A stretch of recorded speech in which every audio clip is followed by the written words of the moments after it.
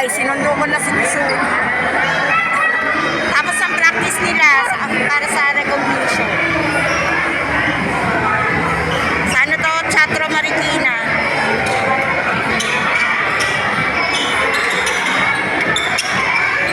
Oh, halika na!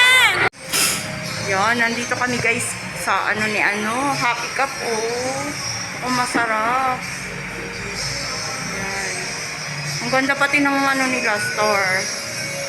Oh.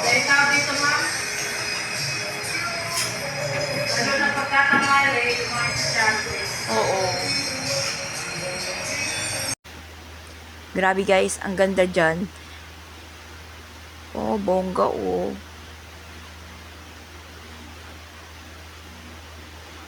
Oh, pak, si Kisuna. Pagod na pagod yan.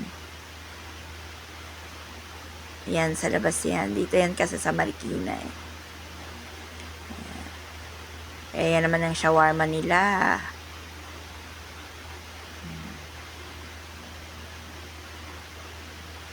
Ang linis tingnan. Pero hindi na kami nag-order niyan. Yung lang, tinikman namin. Masarap naman yung yung milk tea nila. Oh, mga bonggang mga nakita pa sa salamin. Ang papangit.